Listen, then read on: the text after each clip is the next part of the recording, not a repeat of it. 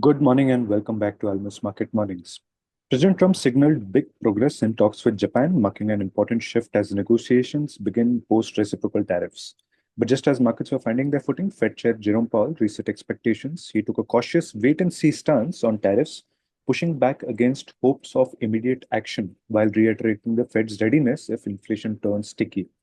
JK, how are you interpreting Powell's remarks and what does it mean for markets navigating this tariff related uncertainty? Good morning, Swaraj. Uh, I think slight departure from his earlier statements by Powell. He seems to have recognized that the economy could slow in the wake of the tariffs, which are now higher than what the Fed had estimated. Therefore, even the impact on inflation will be higher. At the same time, he says that they are not in a place where they have to, make any policy move. He says that still the economy is steady, and the markets are quite orderly, and he doesn't recognize the need for any immediate action from them, and they are in a position where they can afford to wait for any policy action. So I think they are still taking a wait and watch approach as far as the economy is concerned, because the negotiations are also on. As you mentioned, there is going to be a negotiation with Japan lined up today, where even Trump himself will be present along with his team, and that shows how much importance they are attaching to these talks.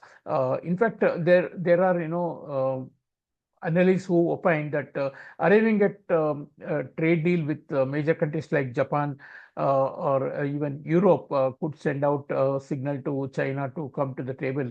And so this is a tactical move.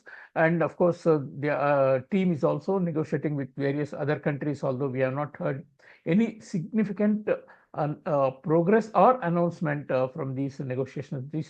I think this is a situation which is evolving and will need some concrete evidence of improvement before the markets can stabilize. In the meantime, as has been seen recently, a good data from US does not help the sentiment at all, either towards stock market nor the currency. And yesterday we had seen the retail sales number coming quite strong, and in a normal time, these numbers would have actually helped the dollar to rally and even the yields to go up. But that was not to be yesterday, because market is overly concerned with what is happening on the trade war, and therefore, in fact, yesterday's announcement by the US government banning export of some of the chips from NVIDIA to China resulted in a big risk of sentiment, particularly in the tech sector, with NVIDIA shares falling massively. They are also indicating a hit of about 5 billion on their revenues going forward. I think until the issues with China start coming to some sort of a some sort of a improvement, if not a resolution, markets are not going to be settled, and the risk averse sentiment is likely to continue. In any case, overall, the dollar is likely to remain weaker for a host of reasons, because there are currencies like euro, yen, and Swiss franc where investors are now feeling safer to place their investments despite lower yields in these regions, and because these currencies have been underowned. The assets in these regions have also been underowned, particularly in Europe. Therefore, dollar continues to remain weaker. We have the ECB meeting today, where most analysts expect a 0.25% cut, and that's a discounted factor. Therefore, we will not. I don't think we'll see any major shift in the euro's trend.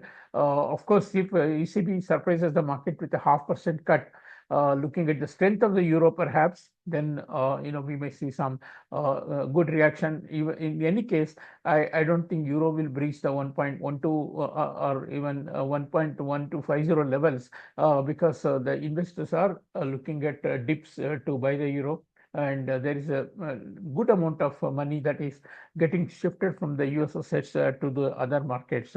As far as trade talks with China are concerned, I think that is the greatest source of uncertainty right now for the markets. Although there were some statements from Chinese side which indicated that they are looking for US to come to the table. US is also expecting the same thing from China.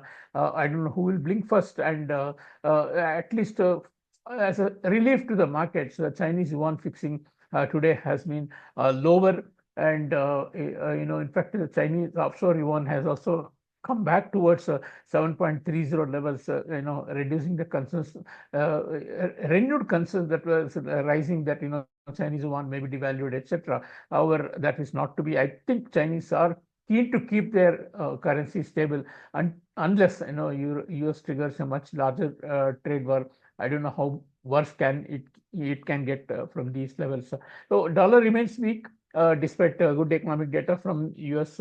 Policy moves from central bank is going to be slow and measured, and of course the government's policy moves are closely watched, even as the upcoming rollovers of the debt from US is something that will keep the yields slightly elevated. Any dips will be short-lived. So the stock market, while it can stabilize with some trade talk progress, the bond market is not likely to improve much, as there is a concern about how the US will manage its deficit and debt rollovers. As far as India is concerned, continues to be a picture of stability. We have seen 2 days of good FI inflows that kept the rupee on the stronger side. 8550, of course, was protected once again yesterday. And Indian stock market was positive yesterday, despite the global markets remaining somewhat negative on the back of the US futures remaining in the negative. In fact, Indian markets are reacting more to positive news than to the negative news. That's clearly showing a good recovery underway, and the rupee is definitely feeling appreciation pressure due to the inflows, and also now slowly importers not really very keen to increase their hedges, while exporters are looking at minor rallies to increase their hedges. So there is a bias shifting towards a stronger rupee. But I think central bank's actions in this regard and also the global developments will be very important to determine whether we see more strength in the rupee. Yes, of course, if the dollar index breaks through 99 sustainably and starts falling, I feel move towards 84 will not take much time, but probably that will take some time as well, because there are too many moving parts right now. We are also coming into a long weekend, including the global markets starting tomorrow, Good Friday, and therefore markets might remain quiet and watch the developments over the weekend to assess how the markets will be headed in the coming days. Thank you. Thank you, JK. And just quickly summarizing, the key things markets would be looking for would be how the negotiations with Japan go, because it's the first country to negotiate after the reciprocal tariffs. And as again, JK mentioned, one point was if somewhere US is able to strike deals with the rest of the countries, Japan or EU, it may put further pressure on China to negotiate, and that would be a key strategic move. On the data front, US retail sales data was quite strong, and normally this would have strengthened the dollar, but it was completely ignored by the market. So yesterday, we have the ECB meeting today, and it's likely that there will be a 25 basis point cut, which is well priced in. But if ECB surprises by a 50 basis point cut, it may result in some correction for the euro, but nothing that would confirm the complete reversal of the trend. And for rupee, the stability continues. So we had good 2 days of FI inflows. 8550 though was protected on the downside, and Indian stocks also performed quite decently. That's it from us today. Have a very good long weekend. We'll catch up with you on Monday with the fresh round of updates. Thanks for listening.